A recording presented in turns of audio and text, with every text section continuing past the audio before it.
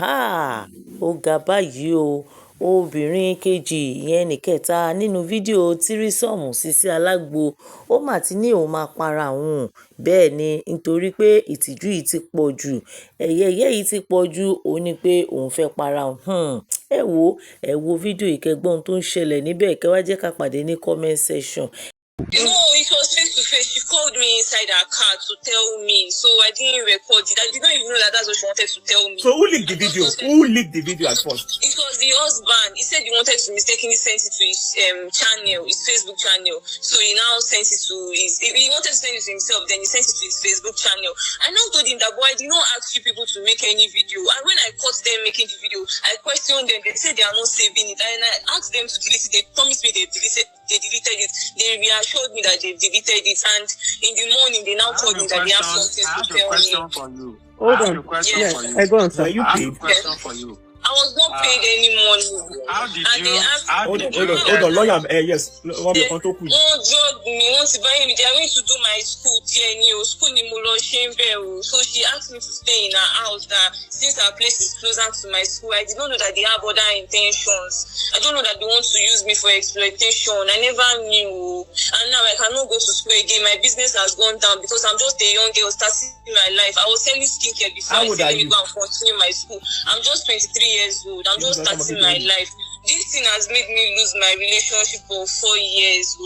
I don't have anything again. My parents, I don't even know how to face them. I'm very, very disappointed at myself. All right. The question is that, did you know about this video? Yes or no? When I knew about the video, I asked them to delete it. They did not even tell me that they were making video. When I caught her making it, I asked her that no, she said it's just their fantasy. And you know that before then, they threatened me already. And she promised that she's not saving the video. So in the morning, I think when the whole thing happened was when they were now begging me that anything I want to do, that anyway I want to take the man to, I should take him to that last is going to sell his car to sort the damages. I was just crying that what is car compared to my name that I've been building for years. I used to suffer before I make any money that I have. Everybody, that's why my name has not even gone far, because I don't do it online. I don't come online for validation. I'm just making my money underneath. So this was what she said. She called me. She said, "How are you? You know I like you so much." I said, "Yes, ma." She now said, "My husband too like you." I said, "Thank you, ma." She now said, "There's something I want to tell you, but it's a secret." I now said, that was that. She now said that if I hear that I should promise that I'm not going to tell anybody about it. I said, what is this? I mean, I was already feeling indebted because I saw them as mother and father figure. I never even thought that they were going to tell me anything like that. So I promised her that, okay, any secret you want to tell me, I promise you I will keep it. So she now said, and as she's telling me like this, I cannot say no because I've heard about it. And I said, what is that? She now told me that she's interested in me, that she and her husband, that there is this thing that they used to do outside, that they've done it to other people. I mean, there's one of my friends abroad that they used to do it together before, and she does not want any social media dragging, that if I go outside and go and talk, that she's going to make sure that she ruins my life, that she spoils my life. And as I've heard about it, so I was just living in fear. Everything I did is not conscious, because normal me would never do such a thing. The man is not even somebody that I can even look at. And ever since then, I've been dying in silence. My BP is now 170. They are now recommending BP drugs for me.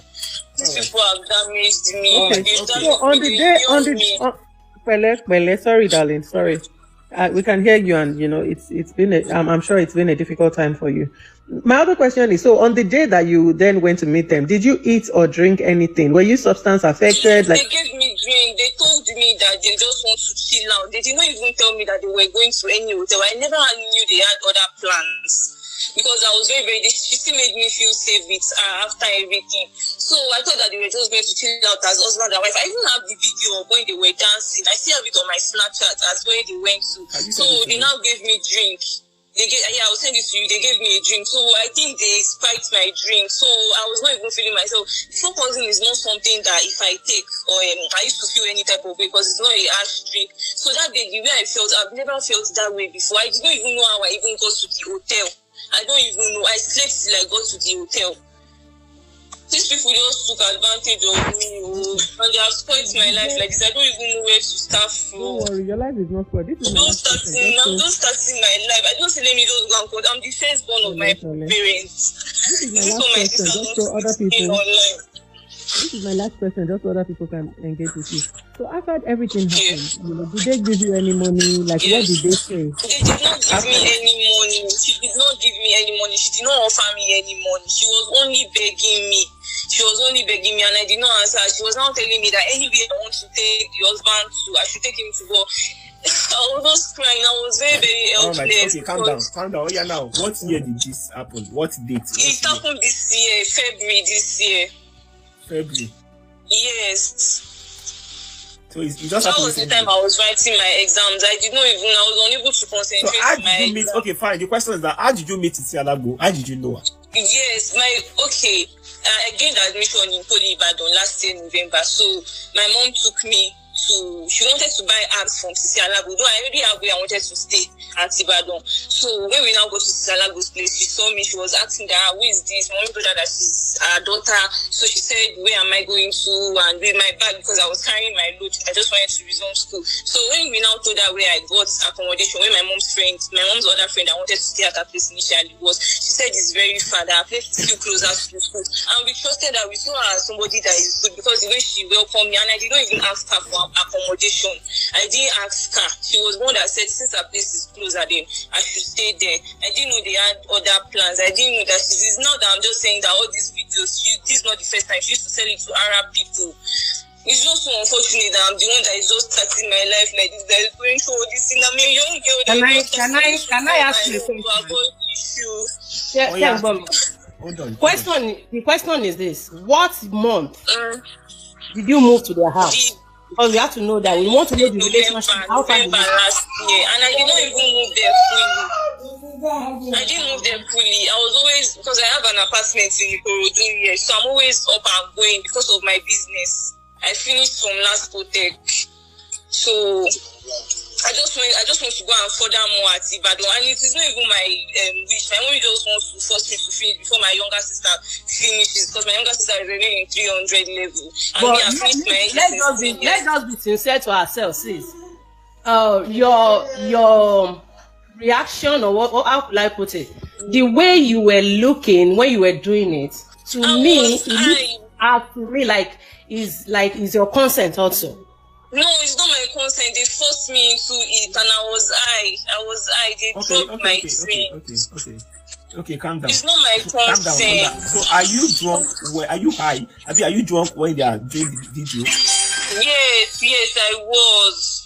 I was very weak, and I still questioned her, because when I saw the camera, I questioned her. She said, no, that she's not saving it, that they just want to watch it together. They were doing whatever they were doing. Did you at any time blank out? Did you blank out at any time? Were you fully awake? Yes. I told them. That was when they now assured me that they are not saving any video, and it was not even my consent. It was still under threat. Okay, and did you at that moment realize that they were taking a video? Yes, I realized, and I stopped her. And did you at any point say no? Yes, I said no. I said no to it. It was not my consent at all. I did not agree to it at all. And when you said no, what was the woman's response? Is this Isialagbo? What was her response? She has threatened me before, so she made me feel like she's not saving it. That why would she save it? That she's matured than this. And I still make sure that they deleted it before. Everything, when I... No, you didn't get my question. Did you at any point say no to the encounter, the sexual encounter? No, it was not my consent. Yes, I said no. I didn't agree to it. All right, sorry, Falashade. Sorry, thank you. I also asked one question. My question is that before this scenario happened, have they ever told you about this TV song before? Did you accept or not? So what's the best or TV song will you? I did not accept. That's why I said they threatened me that since they've told me about it, I must do it and I must follow up with her husband. All right. Okay, when now I'm getting the point. When does also watch the TV song? So yes. Why post you could name by it? And he wants to threaten me already that boy, I cannot go and say no, because if I say no, they are public figure and they are dragging her online, that she does not want any dragging. And I'm sure that these people use jazz on me, because she's always threatening her workers and everybody. That's all you English, so you to be TikTok. Yes, so you buy me young boy. Mommy, what do you TikTok? Wow, my dear, let me tell you something. Already. Your video is all over already. So mommy and marry already. Mommy and Marry. You will talk to your mom. Just calm down about that. We'll talk to your mom. Calm down. You are not the first. You are not the first. I don't want my name to be outside. I'm very, very suicidal. I'm the one calling you now. I'm the one calling you. Nobody knows your page. Nobody knows anything about you. I'm going to ask you. My voice. Question is very doing. Ṣé òun gangan ti rí fídíò yẹn fún rẹ̀? Mi ò rí. I've not seen it ever since. Oh, see the video. Ma send it here. Send it to me. Ó gbọ́dọ̀ kọ́kọ́ mọ̀ bóyá òun ni àbó ńkọ́. No. I've seen my face already, so no need. No serious. The thing is, I can't just go and kill myself after I see the video. No. That means you have seen the video now. If you have seen how do you see yourself? How do you see just a screenshot of her face.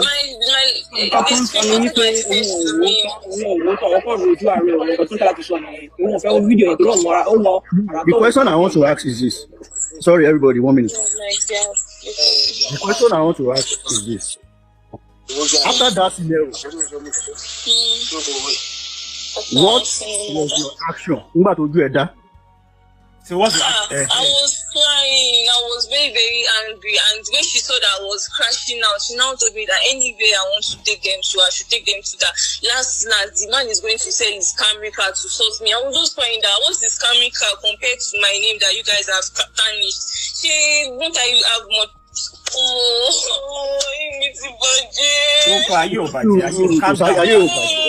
Calm down. Calm down. You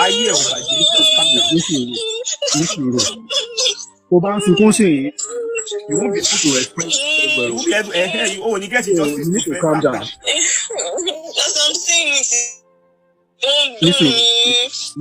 Calm down.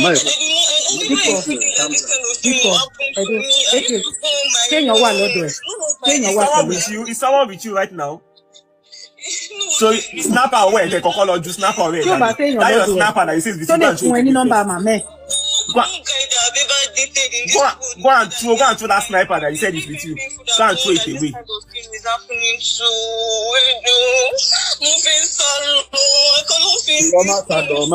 Calm down. Now, because make sure that she is safe and she will not harm herself. For me, getting a good question. They're just remembering me and sending me the videos. I cannot sleep. I cannot eat. I cannot remember the last time I ate. I cannot function well. My health is a mess. My life is a mess. We don't want to start from. I'm just starting my life now. I'm still married. I don't have anybody. No friends. Okay, that number, mommy. Send your mommy's number. I don't want to disappoint these people. I don't even want to rub their name into my mess. I just want them to just be on their own. Okay, do you have evidence of them threatening her? To disappoint everybody. I cannot face them again. I cannot face anybody again. Even my friends. Oh, these people have damaged me. Can you drink water? I'm in water. Yeah, drink water. Drink water. Oh, yeah, relax. Okay. Cherry lady, yes. Number one, you need to calm down first. You need to calm down. And then see, you will not be the first and you are not going to be the last. That's it. As you are talking right now, I want to so please calm down. That's the and then if you all right, ma. Mo fẹ́ sọ fún pé instead of okay, ma. I can sáré béèrè question kan lọ́wọ́ ẹ̀. Jọ aunty, ta ló record you Títí Aládò àtọkọ ẹ̀? Okay. Lọ́yà yẹn ti wà níbí. OBD lórúkọ wọn, OBD. She gave me the phone to record that. That's their fantasy. So I'm going to saved. Okay, you want to record the Titi Alagbo Okay, what was the request section? Okay. She asked me to record them. Okay. Money question for question. 1 minute. Money question. About the send request. Oh my dear, so bí màá yẹn ṣe báwọ náà ṣe bẹ́ẹ̀ náà ló bá ẹ̀yin méjèèjì ló bá lò pọ̀ at the same time ní ọjọ́ yẹn. So who recorded the woman? Ìgbà tó ń bá tàbí sùn ta ló recorded? Ó sọ pé òun lòún record woman yẹn ó dáhùn sí bó fún òun ní fóònù àbí. So ẹ̀yin méjèèjì jọ wà lórí bed ó jọ ṣe fẹ́ ẹ̀yin méjèèjì at the same time ni àbí. But auntie, calm down.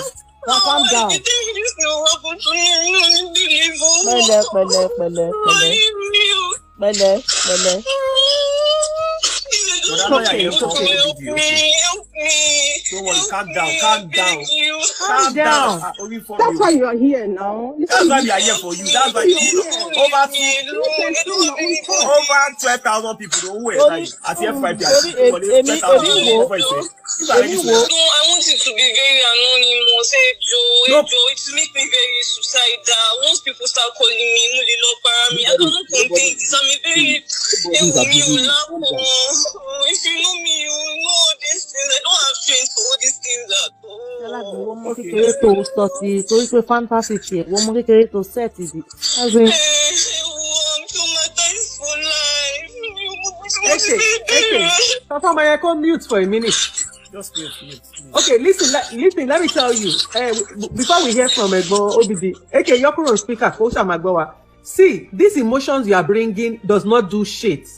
In case you don't know, you can stay on this live and cry for the next 10 hours. It does not give you the answer that you need.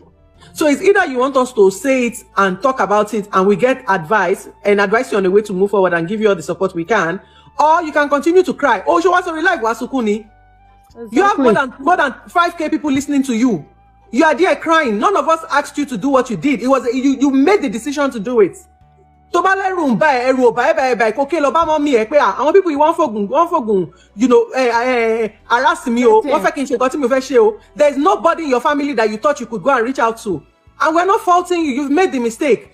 But let us hear what we can hear and see how we can help you. Don't come here and be crying. Bó ṣe sukun ya o fún wa ní headache. Break yourself and jẹ́ ká rọ́rọ̀ sọ. Torí gbogbo ẹkún yẹn, torí má sunkún, gbogbo ẹkún yẹn kò move ìwé mi yìí o. Gbogbo láìpẹ́ kan ló mú dání yẹn. Ẹ̀gbọ́n ẹ̀jẹ̀ bá wa sọ̀rọ̀ sà lórí ọ̀rọ̀ tó ti sọ so far. What's your advice, sir? Nǹkan tí mo máa sọ lélẹ̀. Gbogbo ẹkún tó ń sun nísìnyí àti issue petition tó ṣẹ̀sọ̀ pé òun lọ kọ will be tagged as afterthought. Tí incident bá ṣẹlẹ̀ ní February tí egbèrègbè tí kò kúrò níbẹ̀ kó gba police station lọ wípé àwọn kan invite me fún sit out. I ended up meeting myself in the hotel. Tí wọ́n dẹ̀ ṣe nǹkan tán ṣe sí mi tó ṣe jẹ́ pé ìgbà tí fídíò ṣe lùjá orí internet nísìnyí ló ṣe wá ń try láti come up with all this kind of insinuation to a reasonable extent wọ́n máa take care wípé afterthought ni. And mo fẹ́ pray wípé like I said nígbà tí mo bá madam abẹ́fẹ́ sọ̀rọ̀ lẹ́ẹ̀kan wípé kó má sí consensual communication kankan láàrin wọn prior to now. It is their word against her word. Tó bá di pé wọ́n eventually in fact two against one, yes. Bá jẹ́ pé lóòótọ́ kò tẹ́ ń sọ̀rọ̀ 2 against 1.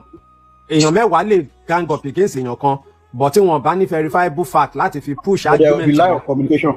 Ẹnìkan ẹ máa jẹ lọ but tí line of communication bá wà either voice call yìí kí bí àgbà tó ń pè pé alágbájá tó jẹ́ pé ẹni tó ti mọ̀ wípé bóyá ó ti ṣe rẹ́ẹ̀rí àbí tẹ́ pọ́n mọ̀ wípé ó rìn ní bèbè ẹ̀. Because ọlọ́pàá fún ara wọn nígbà míì tán bá fẹ́ investigate èèyàn tán bá gbọ́ pé èèyàn kan pé ó ń ta igbó àbí ó ń ra gbó wọ́n lè set ẹ̀ up wípé kéèyàn kan lọ ra gbó lọ́wọ́ ẹ̀ láti fi mọ̀ wípé kíni kan tó ń pè ní entrapment nìyẹn. Kò dẹ̀ lè wá sí police station láti kò lè wá sí court kọ́ra máa ń gí wípé òun ò ní intention láti ta gbó wọ́n force òun ta ni. Tó bá jẹ́ pé wọ́n bá ní agodo ibi tán ti ń ta gbó níbi tó jẹ́ wípé ìbùngùn bí táwọn onígbó máa ń wà ní jẹ́ kí bẹ́ẹ̀ náà ti seduce ẹ̀ wípé kó ta gbó fáwọn tó dẹ̀ ta wọ́n entrap ẹ̀ wọn kò ní argument láti fi exonerate rẹ̀. If there have been prior communication between her àti àwọn people yìí either the wife or the husband in any way tó jẹ́ wípé bóyá there is that insinuation wípé lágbájá yìí ọmọ bẹ́ẹ̀ ni ó lè ṣe threesome ó lè ṣe gbá ó lè ṣàwó lè kó wá bá ṣàsùn tí wọ́n dẹ̀ wá rè wá pé kó wá bá wọn ṣe tó dẹ̀ ṣe. Ìgbà tó sọ pé wọ́n ń béèrè question lọ́wọ́ ẹlẹ́kan wípé ṣé ó sọ fún wọn pé òun ò ṣe, obviously kò lè sọ fún wọn pé òun ò sọ fún wọn pé òun ò ṣe. Gbogbo àwọn questions wọn kọ́ ni nǹkan tó máa tí mo bá choose láti enter into the toga of a lawyer kí n bẹ̀rẹ̀ sí ní bí ní question repeatedly ẹ rí wípé gbogbo irọ́ tó bá wà nínú ọkàn ẹ̀ ló máa expose síta. But I will not want to be the one láti go into that detail because there is no basis for it. Having will the sentiment of wípé òun wà suicidal àbí kíníkan ní comment section tẹ́lẹ̀ mo ti ń fẹ́ máa sọ̀rọ̀ wípé argument wà coherent there is incoherent arrangement but mo decide láti pull back mo ṣe fi ní kí n advice ẹ̀. So gbogbo ẹkún tó ń sun yìí kọ́ ni solution sí problem tó ti create fúnra ẹ̀ because orí oko ikún nílẹ̀ kó tó lọ gbin ẹ̀pà sí and that is the basic truth.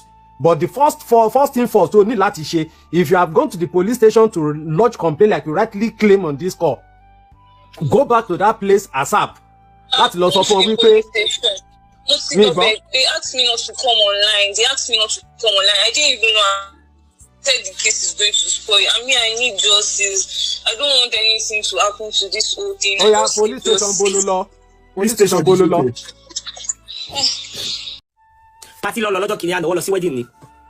Òun ni Akínwá ní òun ní pé òun like òun máa expect kí Sisi Alágbo pé ìkànnì àwọn ọ̀rẹ́ wa. Kóhun dó wọn pọ̀. Òun ni Sisi Alágbo wá pé bèbí yẹn wá sí hotel. Meanwhile, ó dẹ̀ sì wá ilé ọkọ ló wà òun. Gbogbo fídíò tẹ̀lé 16 her first husband house. Ilé ọkọ ẹ̀ ni ó wà ń gba ilé ọkọ ló wà òun kò ṣe pé kíni ilé ọkọ ló wà. Yes, ilé ọkọ ló wà. Wọ́n ṣàṣe fídíò. And this video tí mo play fún yín kò ṣe fídíò. Mo ṣe fídíò ilé nìkan, ó pọ̀ o. Threesome! Threesome! Pẹ̀lú Ice Blog. I have the video. Lady yẹn fi fídíò yẹn ó dìídì wọnú DM mi tó fi hàn mí. Ẹ̀yin tèmi ẹ wò ó gbẹnu tán mo gbàdúrà fún gbogbo àwa tá à ń wo fídíò yìí àṣírí wa ò ní tú lórúkọ Jésù o. Ẹ wò ó nínú fídíò tẹ́ fẹ́ wò yìí ibẹ̀ ni àṣírí fídíò ìbálòpọ̀ láàrin ẹnjìnìà Hakeem àti Sisi Alágbo ibẹ̀ náà lẹ ti máa rí gbogbo ẹ̀wò tẹ́ ẹ tún máa rí gbọ́ bí wọ́n ṣe ń fi ice block tí wọ́n fi síra wọn nífùrọ̀ gbogbo ẹ̀ náà lẹ máa rí gbọ́ lẹ máa rí díẹ̀ wò nínú fídíò tá a fẹ́ wò yìí ẹ wò ó àfikọ́ lọ́rùn kó máa ṣọ́ wa ẹ jẹ́ kí n fi fídíò náà lẹ̀ kí gbogbo wa ká jọ wò ó ẹ jọ̀ọ́ ẹ má gbàgbé bí a ṣe ń wo fídíò náà lọ ẹ bá mi wò sàlẹ̀ níbi tí wọ́n kọ subscribe sí ẹ kílíkì lé subscribe button yẹn fún wa ọ̀fẹ́ ni subscription ọwọ́ yín tẹ́ fi ń bá wa tẹ subscribe ní orúkọ Jésù ẹ ò ní fi gbé ọmọ sin ẹ ò ní fi gba lẹ́tà ìbànújẹ́ o. A ṣàlàyé fún wa. So fídíò yìí wá leak sí first husband lọ́wọ́ ìyẹn wá ṣàlàyé fún àwọn family òun lọ ṣe lè jáde. Ìgbà tó wá lè jáde ọmọ ọgbọ́n àti ọmọ ọgbọ́n tó jẹ́ náà kàkà kí má ṣe ṣèṣe ayé àti ìwọ ló dá lébi wù ó fi ṣe pé ẹni yàrá lògùn gbé kàkà kí bọ́ sí street máa yà fẹ́ wọ̀ ni. Òun ló fi fẹ́ engineer Hakeem engineer Odobs engineer onídokúdo òun ló fi fẹ́ because kò fẹ́ kójú ti òun check it ọmọ 6 months wà lọ́wọ́ ìgbà tó máa fọkọ ilẹ̀ Sisi Alágbo set camera jẹ́ kájọ bẹ̀rẹ̀ show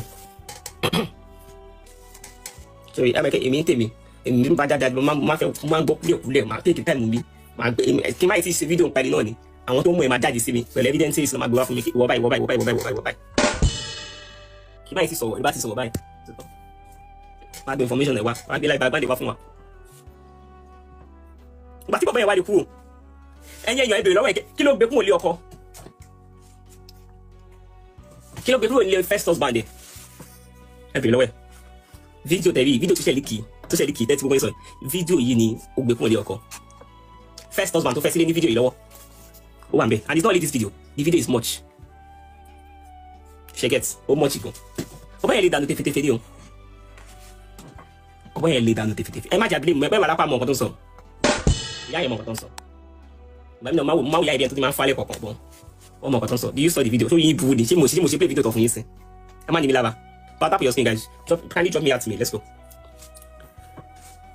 So ẹ̀yin ẹ bèrè lọ́wọ́ ẹ̀ ẹni kí ló pe kúrò ní ilé ọkọ àwẹ̀ kí ló gbé kúrò níbẹ̀ ṣìnà ni ìdókúdó yìí náà ni ogún ẹ̀pẹ̀ ńlá ogún ẹ̀wẹ̀ ńlá oníwọ̀ bá báńdì òbò tó ti slack ológo bipolar ọlọ́yàn wà lẹ̀ gbogbo yẹn ti dà wà lẹ̀ dọ̀rọ̀ ayé pa ọlọ́yàn slippers wà disgusting àní mo wo fídíò ìgbọ́n mo kó mi ò lè fi yín ṣe sópí ó kàn kábi lára ni mi ò lè fi yín ṣe sópí.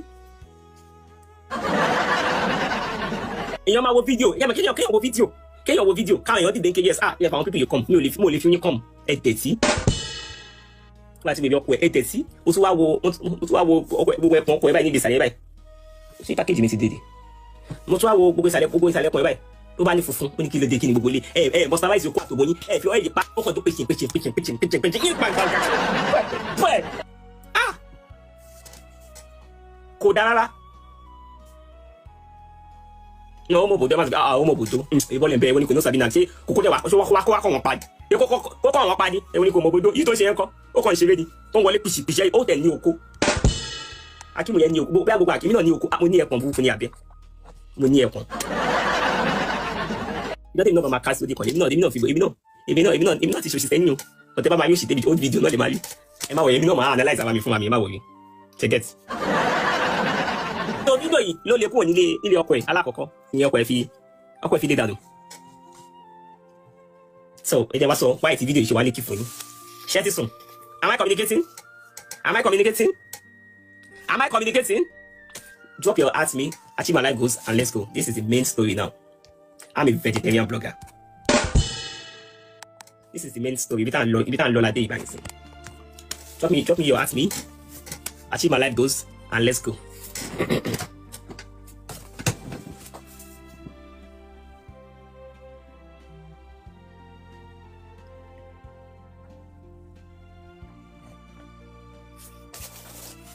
Yeah. So white video if you leak, this is it. So Akim noticed the way this aláàbò máa ń ṣe ìwànù tó máa ṣe ní pé ìwànù tó ṣe kúrò lé ọkọ ẹ̀ ó ti continue pẹ̀lú Akim as engineer Akim. So ìyẹn wá sọ fún ni pé kó stop gbogbo ìwà dáadáa tó ń wọ ike ṣe bí nǹkan tó ṣe tó fi kúrò lé ọkọ náà ni pé ó tútù ra wọn mọ ìṣìnà pẹ̀lú òun báyìí ó láti máa jump from one place to another, from one guy to another. Nǹkan tó jọ ń jà sí nìyẹn. Ó wá lọ pátì kan nìbàdàn fídíò yìí ló wà lọ pátì ìlú lọ pátì tó lọ yìí ní fídíò ilé ọkọ wáyé fídíò bó tún ṣe ń tọ̀dí fún eléré tó ń play ó bá ju iṣẹ́ tó ń jùdì fún eléré ìyẹn náà tún pé ó tún bá sọ̀rọ̀ kò gbọ́ wọ́n wá nígbà táwọn ṣe yí vibe fẹ́ ṣe show kan nìbàdàn wọ́n wá ní kó gbé àgbo wá so àwọn wá rí ní pé ebi yìí ó ti ọwọ́ tó ń gbẹ́rẹ́ ọjọ́ mẹ́ta yìí ó ti ń go far ó ti meet àwọn èèyàn like àwọn ọkùnrin tó yẹ kí top bọ́ọ̀ ìbá tí ó bá jáwọ́ fíjì táwọn ọjọ́ ṣe tv sọmọ ìyàwó máa dà síta kí gbogbo ẹ̀kúkú dàrú.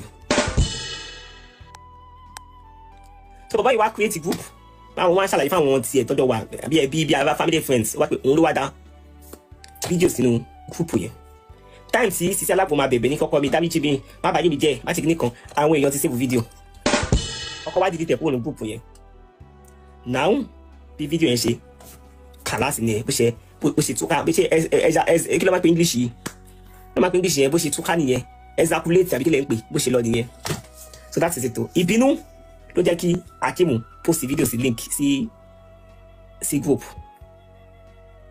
ìbínú ló jẹ́ kó post video màá tí ìyàwó máa fi bẹ̀bẹ̀ àwọn èèyàn ti save video wọ́n dẹ̀ ti ń pè kiri that is the end of Akim and Sisi Alágbo story ẹ̀yin èèyàn tó bá fẹ́ gẹnu sínsìn ẹ lè má bọ̀ ọmọ yẹn ò ní ìtìjú ọmọ yẹn kò ní ìtìjú that guy is so useless gan máa ń wọ lórí burúkú obìnrin ó ní ó tún polówó àgbo kí n play sound in play ọtí ọtí send me message lórí WhatsApp ń dà sí ẹ wọn lọ wo fídíò kó jẹ yẹn kó lọ fi kọ́mù.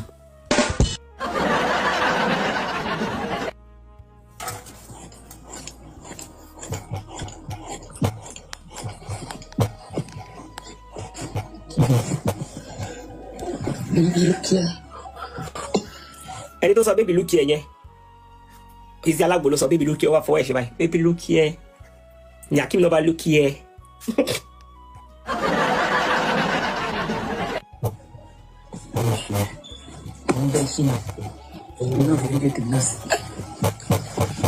ẹ gẹ́tì bẹ́ẹ̀ ṣe gẹ́tì bẹ́ẹ̀ ọkọ ẹni bá mi ṣe fídíò bá mi ṣe òun náà wá ní èmi náà ṣe fídíò tèmi náà sí. ẹ mọ̀ gbọ́.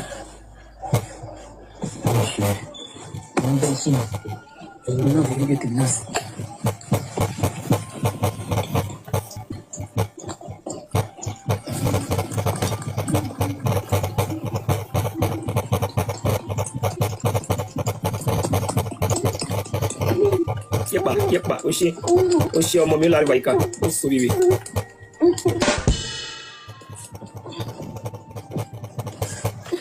Ó sọ rere kọ́ mi.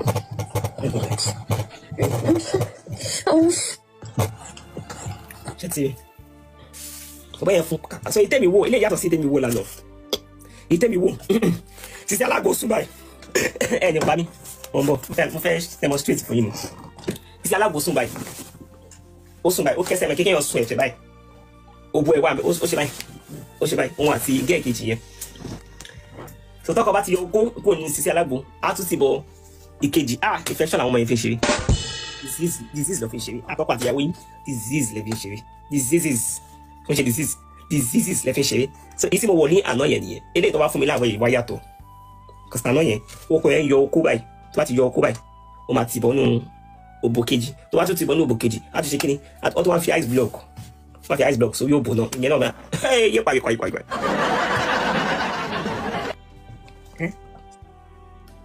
Oríṣiríṣi ẹ máa gbẹnu bọ ẹ máa bọ lẹkọọ ìjẹwà sọ̀rọ̀ mo ti sọ nǹkan tó ṣẹlẹ̀ tí fídíò fi líǹkì síta ìdí tí fídíò fi líǹkì síta yẹn kò gbọ́ wọn sọ pẹ̀lẹ́ ni ọkọ̀ ẹ̀dẹ̀ threatening ẹ̀yìn kó o máa da fídíò táwọn jọ sí tv sàn ó máa da síta tí ó bá change ó dẹ̀ fi ìbínú da síta ibẹ̀ ní fídíò sílẹ̀ kò sẹ́ni tó sẹ́ni fóònù kò sẹ́ni tó sẹ́ni ọkọ̀ ẹ̀ gbọ́ngbọ́ngbọ́n akíní ẹnjìnìá akíní gbọ́ngbọ́n òun ló líkì fídíò síta. ẹ má bọ̀ ní fídíò. Ege èmi ní ìdí fídíò yẹn ni o bàbá mi. 10,000. ASAP. 10,000. Ṣé Akeem aṣẹ́wó yẹ ìwọ gan? Ó tún wò. Ìjọ first video yẹn gangan ló ṣe kókó eléyìí mo ti wo eléyìí. But first video yẹn wá. Ẹni ẹsẹ̀ lè sí bí once ni mo dẹ̀ ń drive lọ́wọ́ lánàá yẹn ó kà mí lára. Ó kà mí lára. Yé! Ó bóda wọ́ta ó fẹ́ òbò ẹlẹ́ni gbogbo ọmọ ẹ̀ báyìí ti wá sleep. Ó ti ó dàbí slippers. Ọyàn ẹ ti flat wáyé ọyàn kejì yẹn sì dúró. Ọyàn títí alágbọ̀n yẹn nẹ́nẹ́nẹ́nẹ́nẹ́. No kò ṣe é fà gan. Ó kàn ní bọ́dí ó kàn ní shape tó dáadé. Ó tẹ bóyá make up tó kún ṣá. Ó yẹ flat. Ó pẹlẹbẹ gan o. Bàbá yẹn gan try. Bàbá yẹn dòdò kúdò o. Bàbá yẹn ó mọ̀ ó dẹ̀ ní ẹkùn. Àwọn akéwì máa ń lókun lọ́wọ́. Ó tẹ títí mọ orúkọ ẹ̀ ó títí mọ pé Akeem ló jẹ́. Akeem ló kúkọ ẹ̀. Àbí wọn náà ó tún tù wò ní Akeem ayé ẹ̀ ti tù wò.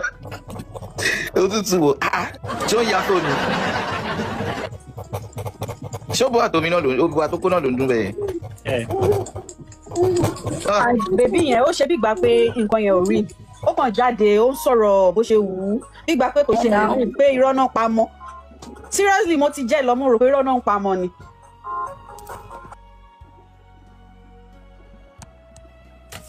Ọ̀pá ọmọ. Ọmọ ó lọ fà o. Bọ̀ bèbí yẹn lọ́kọ̀ kó síta bèbí tó ṣe 3 sọmi gbọ̀ngàn kẹta yẹn. Bèbí tí lọ́kọ̀ kó bá yẹn sí tìjú. Wọ́n ò ní tìjú bọ̀ bèbí yẹn lọ́kọ̀ kó síta. Wọ́n ò ní tìjú rárá àtọ́. Na AI. AI ni o. AI kí ni. Mi ò mọ̀ pé ṣíṣe alágbo yẹn useless gan báyìí o very useless human being. Kò tiẹ̀ lójú tì gan ó tún wá ń polówó àgbo. Fantasy ló ń pè. Ẹ ń polówó àgbo mo rò pé irọ́ náà pa mọ́. Fantasy ló ń pè. Ìyẹn ṣe fantasy kí ni. Bá ṣe ń ṣe ń lè bòmí. Bá ṣe ń ṣe ń lé ilé yín ẹ ṣe ń ṣe ń lé yín èwo bòmí ni fantasy ló ń pè wíṣẹ́ yẹn. Ó ní fantasy fún àgbo. Ó dẹ̀ rẹ́rìn òun gọ́gọ́ ló kù ṣọpọ̀ ẹ̀ṣin kìíní yẹn o òun gọ́gọ́ ló kù ṣọpọ̀ ẹ̀ṣin kìíní yẹn. Gbọ́dọ̀ tí mo sọ ni fídíò yẹn kò ń ṣe recent video. Na old video kò kí ṣẹ̀ṣẹ̀ ṣe nìyẹn ó ti ṣe fídíò tó lè kó lé ọba alákọ̀ọ́kọ́ lélẹ́yìí. Ọmọ. Imagine. Kò ń ṣe fídíò this not recent video 2 years ago na old video. Fídíò yìí lọ pẹ̀lú ọ̀rí first husband ẹni tó fi lè bọ́ta kún un lé. Okay, something similar lọ ọkọ ẹbí tẹ́lẹ̀ tó fi lè jáde. O. Àwọn bíi tó máa find out bí mechanic ni bọ̀bọ̀ yẹn máa jẹ́. No engineer ni. Engineer ni. Tó bá fẹ́ lu ọmọ bẹ́ẹ̀. First husband ní fídíò yìí lọ́wọ́ nǹkan tó jẹ́ kókó ilé ọkọ̀ ọmọ 6 months wà lọ́wọ́ ẹ̀ náà kó tó kó ilé ọkọ̀ náà tó fi lọ fẹ́ Akeem. Ó wá kókó lọ fẹ́ engineer kàkà kéfú bàjẹ́ sisi. Máa fi ṣàwádànù ni. Ìyẹn náà wá gbé wàkúgbà wọn wẹ́ ṣá. Ìwọ olóòlè kó ilé ọkọ̀ náà ṣe bóun olóòlè kó ṣe fídíò káwọn ṣe fídíò. Ó wá kókó lọ fẹ́ ní kí wọ́n ṣàlùlé mi kún ilé ọkọ̀ tẹ́ kúkú wá fẹ́. Ọkùnkùn wa jọ ń ṣe papọ̀ náà láti láì. That video now only engineers wá lò against that again now. But báwo ni first ọkọ ṣe rí tí ó bá link? báwo ni ọkọ ti tẹ́lẹ̀ ṣe rí. ọkọ ti kọ́kọ́ rí lórí fóònù ẹ̀ tẹ́lẹ̀. ọkọ ilé ẹ̀ ní fídíò lọ́wọ́ tipẹ́tipẹ́ fídíò ọkọ ilé ẹ̀ ní tòun lè kúrò ó ń ṣe fídíò yẹn ṣẹ̀ṣẹ̀ ó ti pẹ́ it's not ó wà ní ọkọ tó fi ṣe fídíò yìí kan ó wà ní ó sì wà ní ọkọ ẹ̀ ńgbà yẹn tí ó sì ń dó ẹnjìníà yìí. mo lọ fa o. You know the ex-husband will be laughing and that all Akeem first wife self you know mama very bad. But the guy himself fucked up now. Well, that's wickedness, pure wickedness. Bringing out such video. Well, after your customers see that, Dasha. Yeah, exactly. After your customers. The guy will see more customers. I don't able to afford with that. Don't affair genuine share. And you could tell Shebi pé video and get to like oh to follow look at no. I will not go away. Àwọn ẹgbẹ́ tí ẹ náà ló máa ràgbó lọ́wọ́ ẹ̀. Ẹ̀yin wọ́n lẹ́wọ̀ àgbó lọ́wọ́ ẹ̀. Ó wá polówó àgbo TV sọ̀mù àgbo tẹ̀. Ẹ ṣe bọ́ọ̀nù ẹ̀ náà àwọn tó bá lọ àgbo náà lọ́wọ́ ẹ̀ náà bọ́ọ̀nù wọn ṣe máa rí nìyẹn. Because yẹn bàbá yẹn ń ṣáàyò kí ló fi fẹ́ tẹ̀ ń bẹ̀ ọ̀yàn ló ti dàbí slippers yẹn.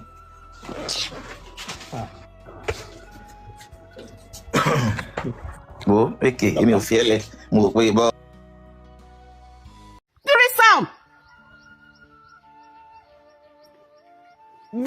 Threesome pẹ̀lú ice blog. I have the video. Lady yẹn fi fídíò yẹn ó dìídì wọnú DM mi tó fi hàn mí tó ń play ẹni ṣó fẹ́ gbọ́ mo ní nọ́mbà ẹni tó fún mi mo ní fídíò ẹni tó fún mi mo rí fèsì ẹni tó fún mi mo ṣe rìkọ́dì ẹ̀ sílẹ̀ wọ́n ní kí n put.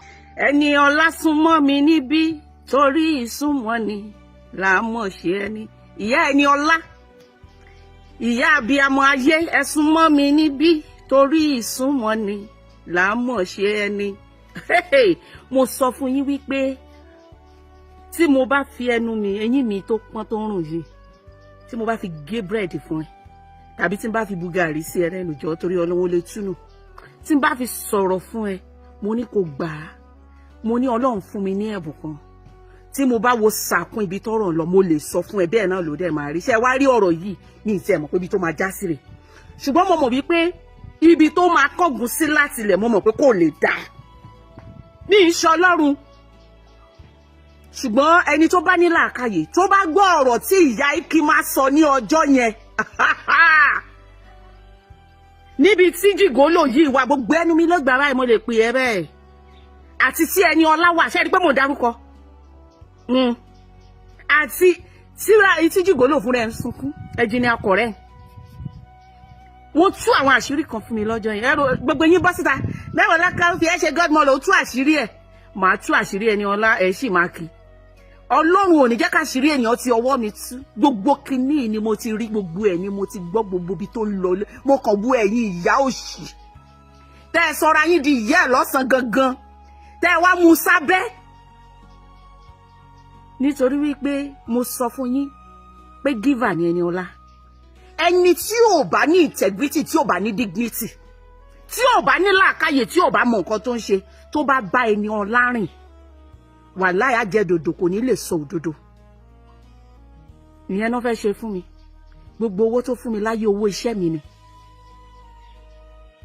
mo dẹ̀ sọ ibi tó dáa sí mo ní ẹni ọlá is a giver ojú ẹ̀ nìkan ni ò lè yọ sílẹ̀ fún èèyàn irú wọn ló dẹ̀ máa ń fẹ́ ìfẹ́kùfẹ́ irú wọn tó bá lọ́rẹ̀ẹ́ tó bá yan ìyá tí àwọn yẹn bá jẹ́ oníjẹkújẹ oníbàjẹ́ wọn ò ní lè bá wọn sòótọ́ ọ̀rọ̀ mo ní ẹni ọlá I can't say because you are respectful or you are a giver. Kí má bẹ̀ sòótọ́ ọ̀rọ̀, o tún ti ṣí ọkọ yàn. This is not the right person for you. I know your dirty past. Mo mọ bí tó o ti ń bọ̀, mo mọ ohun tó o ti ṣe ó wà lọ́wọ́ mi tó jẹ́ wípé ará àta ò gbọ́dọ̀ gbọ́. You promised me you were going to turn a new leaf. O ní o fẹ́ fi mí ṣe role model. O fẹ́ kí ìgbésí ayé ẹ̀ dá. Mo ní rárá. Kì í tó o bá fi mí ṣe role model kì í ṣe bó ṣe ń ṣe role model rèé. You are not a saint kì í ṣe pọ́nmọ dáadáa ní ẹ̀fẹ̀ kan tẹ́lẹ̀. Ṣùgbọ́n o ló fẹ́ tún ìgbésí ayé ẹ̀rọ o ló fẹ́ tún ìgbésí ayé ẹ̀ ṣe. O ní o fẹ́ kí n tọ́ ẹ sọ́nà káyé ẹ má bàjẹ́. Ìwọ náà mọ gbogbo nǹkan tó ti yẹ kó fi ṣẹ̀sín. Tó jẹ́ mi ni mo paná ẹ̀ tó jẹ́ pé màmá pariwo lé ẹ lórí màmá bú ẹ. Ìgbà míì màmá lálé ẹ wà máa sun ẹkún. Ilé tó kọ́ tí ẹnjìníà kọ̀rẹ́ ń wá bẹ́ẹ̀ ṣí o mọ bó ṣe jẹ́ o mọ bí mo ṣe lálé ẹ̀ o mọ bí mo ṣe paná nǹkan tó fẹ́ jáde láti ibẹ̀ tó ń bẹ̀ mí ó mọ bó ṣe bẹ Bùnmi Aṣíwájú sí mi tí ìbá ṣe Bùnmi Aṣíwájú sunkún nígbà tọ́rọ̀ yẹn ṣẹlẹ̀ ó ní alájà sísà mi èmi ni mo kó yín sí èmi ni mo bá yín sọ wípé kẹ́ dáríjì kẹ́ fún ní another chance ó mọ ẹni àwọn tó lù ní jìbìtì tó gba owó lórí internet ó mọ ẹni tó lọ gbé níbi tẹ́mi tí ń gbèjà ó tún lọ gbẹ̀yìn gba 2 million lọ́wọ́ lady yẹn wípé ò ní bá ṣẹjọ́ tẹ́ ẹ fi gba 2 million lọ́wọ́ ẹ̀ ní o mọ̀ mo dákẹ́ ni gbogbo ohun tó forí mi dìre tí mo mú mọ́ra tí mo ní ẹ̀ẹ̀kan kọ́ tó bá fẹ́ change èèyàn ẹ̀ẹ̀kan kọ́ ló máa change àbí kì í ṣe bẹ́ẹ̀ ni mo ṣe sọ tí mo sọ ẹ́ di àbúrò ọ̀sán gangan àṣé òun tàn mí ni tẹ́jì ni akọ̀rẹ́ àti gbogbo yín tẹ́ fi pàdé tẹ́ fi fẹ́ra ní òmọ̀ later on ni mo tó mọ̀ wípé àwọn ọmọ Oyètọ́lá Ọ̀ṣun state ni wọ́n àwọn ọmọ APC àwọn gúùpù àwọn Táíwò Ọláọ̀rẹ́ Bọ́lá Ọlọ́fin náà lọ mú ẹ babẹ́ ìgbà tí ẹjọ́ ń tanra yín tẹ́ ẹjọ́ ń ṣòṣì tẹ́ ẹjọ́ ń ṣe rádaràda lórí social media mo dákẹ́ ọkọ mi ní kí n má sọ̀rọ̀ ṣùgbọ́n mo wá fẹ́ rán ẹ létí ọ̀rọ̀ kan tó sọ mo sọ lórí ìkànnì yìí náà lọ́jọ́ yẹn ó ní alájà nígbà tí tàkọ́kọ́ ṣẹlẹ̀ tó fẹ́ bu mí ẹ lọ́wọ́ tó wá bẹ̀ ní tó ń róòlù nílẹ̀ níwájú àgídígbò tó fẹ́ ṣe fídíò ẹ wọ́n náà máa ṣe fídíò ẹ mo ní kó má ṣe fídíò ẹ mo ní mi ń ṣọ lọ́rùn òun róòlù lẹ̀ báyìí alájà ẹ dáríjì mi ẹ má jẹ́ káyé mi bàjẹ́ tọkọ mi gbé ẹ sókè tó ní má ṣe bẹ́ẹ̀ yẹn níwájú obìnrin ẹgbẹ́ ẹ kì í ṣọ lọ́rùn tọkọ mi command mi pé ó yá o gbọ́dọ̀ má bá ṣe advert lọ́wọ́ òde gbọ́dọ̀ fi sílẹ̀ o rántí pọ́kọ mi ló command mi tó bẹ̀rẹ̀ sí ń dúpẹ́ lọ́wọ́ ọkọ mi ṣé o rántí níwájú àgídígbò mo máa ṣe yẹn tán nígbà tán gbé péèjì ẹ lọ mo máa bẹ ẹ wérò sórí péèjì Ẹniọlá ó máa gbẹ̀yìn mi lọ lọ́kọ̀ ìyá ikí má máa pè mí ó máa sunkún ìyá ikí má wá bú mi nínú DM ní ó lọ́mọ mi ti gba ọkọ òun tí mo ní kò jẹ́ bẹ́ẹ̀ mo pe ẹ̀yin mẹ́tẹ̀ẹ̀ta mo ní ẹ fi ìyà jẹ obìnrin yìí mo ní mo support polygyny lóòótọ́ mo lè fi ìyà jẹ obìnrin yìí ó ṣe fídíò inú ilé ẹ̀ fún wa kò sí chair kò sí tẹlifíṣàn kò sí nǹkan táwọn ọmọ ẹ̀ máa jẹ bí ẹnjìníà ṣe fẹ́ pẹ̀lú ọmọ méjì rẹ̀ tó gba igba orí ẹ̀ iye dírẹ́sà gidi ni ọmọ yẹn tó beautiful bí ẹnjìníà ṣe gbọ́ gbogbo ohun tó ní rèé ilé tán jọ kọ́ bí ẹnjìníà ṣe tà mọ́ lórí rèé àbí ibẹ̀ kọ́ la sọ tó sọ wípé ó dákú sórí obìnrin ní hòtẹ́ẹ̀lì tó ní òkú ẹ̀ ni wọn bá gbé táwọn rọ̀ṣẹ̀ lọ sọ́sìpìtì tó ní bó ṣe ń wọnú DM oní DM nìyẹn tó ń tòsí àwọn obìnrin olóbìnrin tá a tún wá blackmail wọn tó bá ti ní sex video wọn lọ́wọ́ ojú ẹ̀ kọ́ ló ṣe sọ I still have the recording I have everything mo dẹ̀ bẹ́ẹ̀ wípé o kò tí ì pẹ́ jù o ò lè fẹ́ bọ̀bọ̀ yìí ṣebémi ni engineer sọ wípé kó àtáàkì ṣebémi ni jìgólò bẹ̀rẹ̀ sí ní sọ wípé kó àtáàkì ó sọ lọ́jọ́ yẹn ó ní tóun bá tún ṣe tán tọkọ mi bá fi mí lẹ̀ èmi lòun máa pàpà wá bá sùn àbẹ́mi kọ́ ló ń dọ̀tí lémi ọkọ mi pé alọ́ Ìbàdàn ọkọ mi pè sínú mọ́tò bí 1 hour ló fi rọ́wọ́ àsì fún pé fi ayé ẹ fún Ọlọ́run you a Muslim wẹ jánábà máa kírun kó dẹ̀ ṣe déédé láàrin àwọn ìyàwó ẹ̀ méjèèjì fa ojú ìyá ikí má mọ́ra kò dùn nínú ṣebí ọkọ mi ò ló wá bú tó ní èjìká ní ṣọ́ọ̀bù èjìká ìsọnù gbogbo àwọn ìyá ẹ̀ tó yàn lórí social media ṣẹ̀bọ̀n ń drag mi ni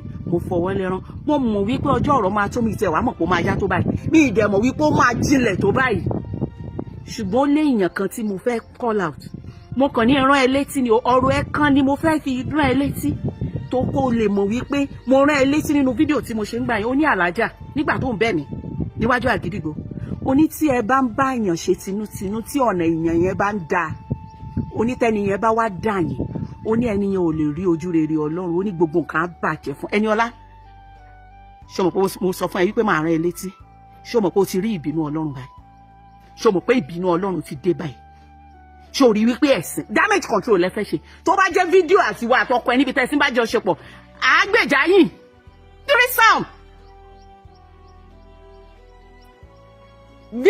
threesome pẹ̀lú ice blog I have the video lady yẹn fi fídíò yẹn ó dìídì wọnú DM mi tó fi hàn mí tó ń play ẹni ṣó fẹ́ gbọ́ mo ní nọ́mbà ẹni tó fún mi mo ní fídíò ẹni tó fún mi mo rí fèsì ẹni tó fún mi mo ṣe rìkọ́dì ẹ̀ sílẹ̀ wọ́n ní kí n post ẹ̀ mo ní láyé ọwọ́ mi kọ́ ni ẹ̀sìn Ẹniọlá ti máa jáde yàtọ̀ sí wípé Ẹniọlá kó jẹ́ ọ̀tá mi gan mi ní gbé fídíò yẹn jáde bọ́ mo mọ̀ wípé fídíò yẹn sì máa jáde o mo retí mo lè ṣe é contact ẹni tó share tẹ́ bá fẹ́ arrest wà lọ́wọ́ mi mo tún lè ṣe ẹ́ lóore yẹn torí wípé a lè sọ wípé nítorí tí ẹ bàjẹ́ ká sọ wípé ohun tẹ́ni yẹn ṣe dà ṣùgbọ́n mi ìrò bóyá ẹni kéèsì torí ọkọ ẹ náà ló post ẹ̀ sórí group chat Akeem ló post ẹ̀ sórí group chat àmọ́ bóyá ó ń bẹ ẹjà nínú ilé lọ́jọ́ yẹn ni bóyá ó ń blackmail ẹ lọ́jọ́ yẹn ni bóyá ó fẹ́ fi ilẹ̀ lọ́jọ́ yẹn ló fi group tẹ create láti bully mi ibẹ̀ la Akeem ló post ẹ̀ sí tí àwọn yẹn ti rí so kì í ṣe wípé wọ́n hack fóònù ọkọ ẹ má ṣe damage control bóyá ó wá bẹ́ẹ̀ ni immediately ló ṣẹ̀rọ àrí mú bẹ̀ bọ́yá àwọn èèyàn ti record ẹ̀ so ẹ lè má ní kéèsì Akeem Adéṣọlá engineer Koren òun ló post ẹ̀ sórí group chat according to what we heard. Ẹniọlá ṣòra yí ẹ lóde àbúrò rẹ nígbà tí mo sọ wípé àwọn tó fọkọ sẹ́wọ́n ló yẹ kó lọ́yàn ní rómọdé kì í ṣe ni ṣórí pé Ọlọ́run fún mi lọ́rọ̀ sọ lórí ọ̀rọ̀ ẹ̀ ṣórí pé ojú tí ẹ̀ ṣórí pé ó ṣẹ̀sán mo mọ̀ pé òní tí ju ọmọ elépo ni ẹ́ ṣùgbọ́n ṣórí pé ó wá kúrò lórí alágbo tá a mọ̀ ẹ́ mọ́ tá a bẹ́ẹ̀ polówó tí gbogbo ayé mú ẹ́ mọ́ ó wá do ní content creator ìsọ̀nà ó lose focus ṣórí pé ó ti ṣìyàn kò kúkú dúró síbi tó wà gan ṣórí pé mo kí ìyá kí n má kú oríire congratulations my lady àwọn tó ń dá ẹlẹ́bi ṣé kò lè move on ni wọ́n command ẹ̀ wọ́n manipulate ẹ̀ ta ló mọ fídíò ìyá Ikima tá Akeem ló lọ́wọ́ ta ló mọ iṣẹ́ nàbì tí Akeem ti fi ìyá Ikima ṣe tí ìyá Ikima ò fi lè sọ̀rọ̀ ẹbí mo sọ fún ẹ wípé olòṣì ló lọ fẹ́ tán bá bí ẹ dá Akeem bọ́ síta kó bá mi sọ̀rọ̀ fídíò ẹ̀ wà lọ́wọ́ mi tán bá bí ẹ dá dùn pín ìyá Ẹniọlá mò ń bọ̀ orí season 2 ni màá ti ṣe fídíò tiyín mo ń bọ̀. gbogbo ohun tó bá ti wà lórí social media ó ti kúrò ní pé a kì í wò ó ohun tó bá ti dórí social media ó ti kúrò ní pé a kì í wò ó ohun tí ẹ bá fẹ́ kéèyàn dá sí kéèyàn wò ẹ gbé pamọ́ sí 6x6 àbí 2x2 àbí 4x4 nínú yàrá yín ohun tí ẹ bá ti gbé wá sórí social media ó ti di dídá sí bẹ́ẹ̀mi náà bá gbẹ́ bí mi wá ẹ dá sí bí n bá gbọ́dọ̀ àwọn ọmọ mi wá ẹ dá sí ohun tí àbẹ́ fẹ́ kéèyàn dá sí ẹ má gbé wá sórí social media ẹ fẹ́ trend ni ẹ fẹ́ káyé mọ̀ yín ni bàbá wa bá yín sọ pé bàbá yín ṣe àìta bá yín fẹnu sí ayé sì fẹ́ mọ̀ yín náà ní lórí káyé lè mọ̀ yín ni ṣùgbọ́n mẹ́wàá láká òun ni èmi wá dá sí ọ̀rọ̀ tó gbé wá torí mo rí fídíò tó ṣe mo dẹ̀ bìlífù pé gbogbo àwọn èèyàn ló ti rí ó ti ń trend ó ti lọ viral gan ṣùgbọ́n ohun tí èmi fẹ́ béèrè lọ́wọ́ mẹ́wàá láká torí ìgbà tí mo wo fídíò yẹn èlò nǹkan ló wà nú ẹ̀ ohun tí mo fẹ́ béèrè lọ́wọ́ ẹ̀ ni pé èwo gangan ló ń dùn bẹ̀ kí ni nǹkan tó ń dùn lórí ọ̀rọ̀ Sisi Alágbo àti engineer Akeem kí ni nǹkan tó ń dùn ṣé nítorí pé Sisi Alágbo ó mu ní godmother ó wá lọ fẹ́ engineer Akeem láì sọ fún ṣé yẹn ló ń dùn ni ṣé nítorí pé engineer Akeem ó jẹ́ APC láti Kòròdú ṣé yẹn ló ń dùn ni ṣé nítorí pé Sisi Alágbo ó ti sọ wípé pẹ́pẹ́sẹ́ ń kọ́ o òun mẹ́wàá láká kì í ṣe godmother òun mọ́ ṣé yẹn ló ń dùn ni ṣé nítorí pé ó pàṣẹ fún Sisi Alágbo pé má ṣe báyìí Sisi Alágbo gbọ́dọ̀ sí lẹ́nu ṣé yẹn ni dúdú bẹ̀ ni ṣé fídíò ẹ̀ tí wọ́n sẹ́ndì sí ṣé yẹn ló ń dùn ni torí nǹkan tó kà nínú fídíò yẹn ó pọ̀ èmi ò tẹ gbogbo ẹ̀ ó kọ̀ tẹ ó pọ̀ rẹpẹtẹ àbí nítorí pé Sisi Alágbo ó ní kò ta àgbo mọ́ ó ní content creator ló ń ṣe content creator tí Sisi Alágbo ń ṣe yẹn ni ó ń dùn ni kò tí ìyá mi ìyẹn lèmi ṣe ní kí n wá béèrè lọ́wọ́ ẹ̀ bákan náà ló tún sọ wípé kí ìyá Sisi Alágbo kó súnmọ́ bí kí Sisi Alágbo kó súnmọ́ bí bóun bá fẹnu gé obì fún wọn kọ́ máa jẹ́ bóun bá fi bá wọn sọ̀rọ̀ kọ́ gbọ́ ní èyí tí mo mọ̀ pé ìyá Sisi Alágbo kò ń ṣe ẹgbẹ́ mẹ́wàá láká kò ń ṣe ẹgbẹ́ mẹ́wàá láká ìyá Sisi Alágbo ò lè jẹ́ ẹgbẹ́ mẹ́wàá láká ìyá Sisi Alágbo ó máa ju mẹ́wàá láká lọ ní ọjọ́ orí torí tó bá ní kàn wò ó mẹ́wàá ni mẹ́wàá láká fi ju Sisi Alágbo fúnra rẹ̀ lọ tó ní kan bọ́ síbi bóun bá fẹnu gé obì fún wọn kọ́ máa jẹ́ ẹjọ́ ṣé mẹ́wàá láká ló bí Sisi Alágbo ni ṣé mẹ́wàá láká kò bí àwọn ọmọ tiẹ̀ tó máa mójútó ṣé dandan ni kéèyàn mójútó ọmọ ọlọ́mọ ni ṣé dandan ni kéèyàn mójútó ọmọ ọlọ́mọ torí ìyá tèmi ló máa ń pa òwe yẹn fún mi tèmi náà máa ń pa fáwọn ọmọ mi ní ò jẹ́ pa fara àta ẹ padà sílé kẹlọkọ Yorùbá mi ì jẹ́ pa òwe yẹn fún ará àta pé tí n bá fi ẹnu kódà mi ì jẹ́ pa fún ọmọ ọlọ́mọ mi ì jẹ́ pa fún ọmọ ọlọ́mọ mo máa tún pa fún àwọn àbúrò mi tí n bá wọn sọ̀rọ̀ tọ́rọ̀ bá wá ṣe kinní màá níṣe bí mo sọ fún yín àwọn àbúrò mi ẹ̀jẹ̀ mi mo máa ń pa òwe yẹn fún wọn ṣùgbọ́n kí wádìí ní pàfárà àta kí báwo ni tèmi ṣe jẹ́ ẹ lè mú ẹṣin odò ni ẹ lè fọ́ọ̀sì ẹṣin pé kó mu mi kódà àwọn ọmọ téèyàn bí láwọn ọmọ ọ̀sìn gan láwọn ọmọ ọ̀sìn ẹ lè bá wọn sọ̀rọ̀ ni tó bá wù wọ́n tó máa gbọ́ tí ò bá wù wọ́n wọ̀n ní gbọ́ ọmọ tí ò sì gbọ́ abáláàjì ẹ̀ láàárọ̀ àbá níbi tó fi sí èyí tó sọ fáwọn tá àgbọ̀ ó ń yé wa èyí tó sọ fáwọn ẹlòmíì náà tí wọ́n gbọ́ ó ń yé wọn débi pé o máa sọ pé bí ìwọ bá fẹnu ẹ gé obì fún Sisi Alágbo kó má jẹ́ bóun bá fi bá sọ̀rọ̀ kó gbọ́ ní títí tèwo ní títí ọmọ ni àbí ti àbúrò ẹ̀ àbí ti ẹbí ẹ̀ àbí ti ará ẹ̀ tó wá sọ pé kí ìyá Sisi Alágbo ìyá abiyamọ ayé kó bọ́ síbí ṣó ti mí ìyá Sisi Alágbo tẹ́lẹ̀ ni àbí ti pa ní sọ̀rọ̀ wà nú ẹ̀ ni bí Sisi Alágbo bá sọ pé wọ́n kọ́ ló bí òun ó ṣàdáyé ẹ̀mọ́ yẹ́ ẹ̀ náà sì dánmọ́ ẹ̀mọ́ kí ló ń kọ́ wọn out fún ẹ ti dàrú oníkálukú ti wà láàyè ẹ̀ Sisi Alágbo ti ní òun ṣe godmother àwọn ọmọ náà ti ní kó kẹ́kọ̀ọ́ ẹ̀ dání kí ni wá ní wàhálà ẹ lórí fídíò tó sẹ́ndì sí ẹ tí fídíò tó sẹ́ndì sí ẹ iṣẹ́ tó rún ẹ tó bá mọ̀ yí pé o lè jẹ tó bá mọ̀ yí pé ìwọ lè jẹ iṣẹ́ tó rún ẹ torí pé wọ́n rán iṣẹ́ ni wọ́n sẹ́ndì fídíò sí ẹ ìwọ lọ́rí sẹ́ndì gbogbo fídíò yẹn sí àdẹ̀ tí rí fídíò náà ìwọ dẹ̀ lọ sẹ́ndì ẹ̀ sí wọ́n rán iṣẹ́ ni ó dẹ̀ ti sọ fún wọn pé o lè jẹ iṣẹ́ yẹn àmọ́ o jẹ́ iṣẹ́ yẹn indirect o jẹ́ direct ni mẹ́wàá láká o jẹ́ iṣẹ́ yẹn indirect o jẹ́ direct ni nítorí pé kí ni mo ṣe ní o jẹ́ indirect o jẹ́ direct nígbà tó ti sẹ́ndì ẹ̀ sí tí wọ́n ti rí yẹn o ti rí pé fídíò ẹ̀ ni o dẹ̀ ti sọ fún wọn pé ìwọ ò lè post ẹ̀ o kò jẹ́ kó sọ lórí ẹ̀ o lè máa lùlù òwe lówe lọ́lùlù àgídìgbò ọlọ́gbọ́n ló ń ju ọ̀mọ̀ràn ló mọ̀ ọ́ o lè máa lùlù bí òwe ṣùgbọ́n kò jẹ́ kó jáde síta